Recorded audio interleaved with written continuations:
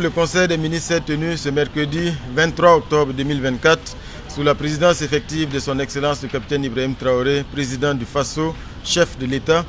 Le Conseil a examiné et validé plusieurs rapports importants en lien avec la marche de la transition. C'est ainsi que pour le compte du ministère de la Défense et des anciens combattants, le Conseil a adopté le projet de loi portant statut général des personnels des forces armées nationales.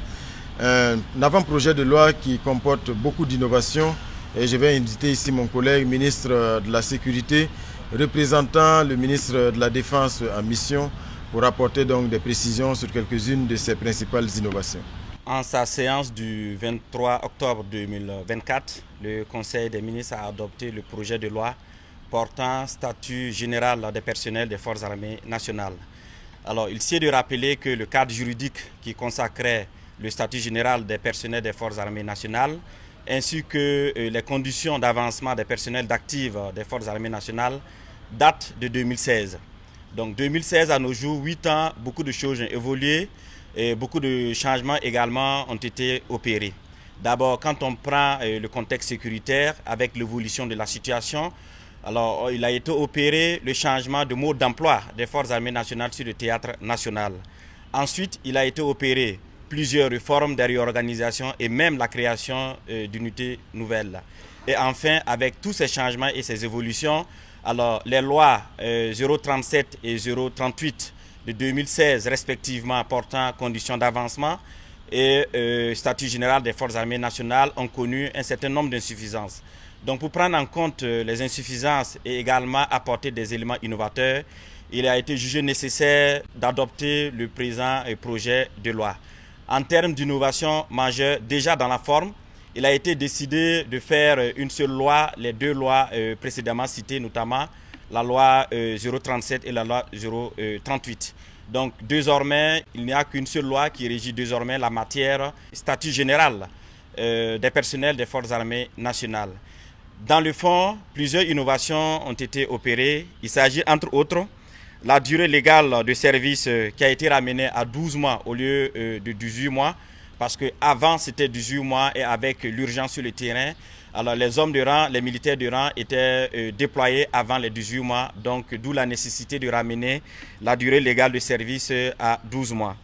Autre innovation également, c'est le rétablissement de la catégorie des militaires de rang dans la hiérarchie des personnels de la gendarmerie nationale pour être conforme avec les autres armées et surtout lui permet de disposer d'effectifs plus importants avec un respect de la pyramide des grades.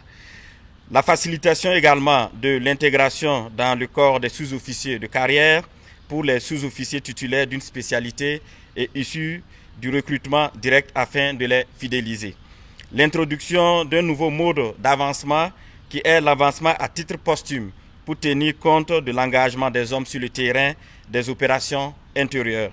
La promotion des inscrits au tableau d'avancement sur 2 semestres, en l'occurrence le 1er janvier et le 1er juillet, au lieu de 4 trimestres, atténuant ainsi les sources de frustration et facilitant l'administration des personnels.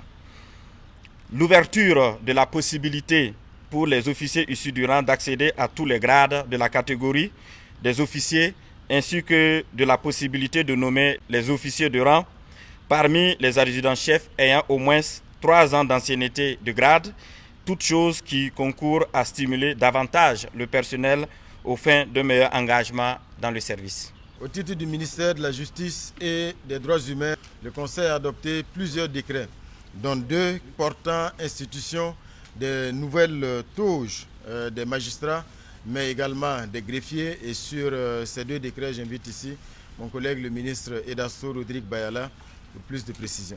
Le Conseil a adopté 2 décrets dont l'un porte définition des caractéristiques et des conditions du port du costume des magistrats. Le second porte définition et les conditions du port du costume du greffier. Comme vous le savez, notre pays est engagé dans une voie d'autonomisation, d'indépendance réelle et véritable. Et bien entendu, dans le processus de produisons ce que nous consommons, il a été adopté le 28 avril 2023 en Conseil des ministres un décret qui fait la promotion du Faso d'Anfani et du Kokodonda.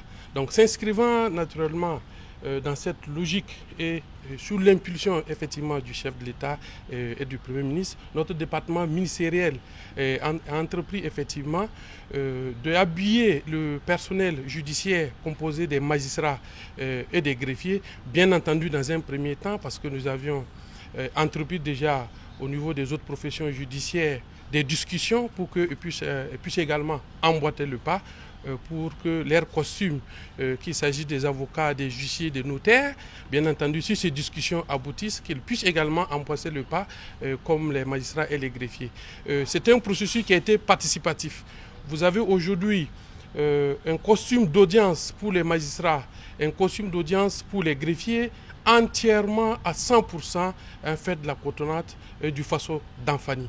Et bien entendu, il y a quelques variétés par rapport au costume d'audience qui existaient parce que c'est le personnel du corps des greffiers, parce que c'est l'ensemble des magistrats qui ont été invités à définir, bien entendu, les caractéristiques du costume qui devront dorénavant revêtis dans le cadre de leur mission et dans le cadre de leurs fonctions. Mais à la seule condition qu'elles soient entièrement et 100% de la cotonnade. Ce qu'il faut ajouter, en plus du fait que ce costume d'audience est à 100% du Faso d'Anfani, il faut aussi y ajouter le coût. Aujourd'hui, ce costume est obtenu 5 fois moins cher et que cela n'était par rapport au costume d'audience des magistrats et des greffiers importés. Donc voilà un peu la teneur de ces deux décrets qui portent définition et les conditions du port du costume d'audience du personnel du corps des greffiers et des magistrats. Voilà donc ce qu'on pouvait retenir de ces dossiers qui ont été adoptés aujourd'hui en Conseil des ministres. Merci.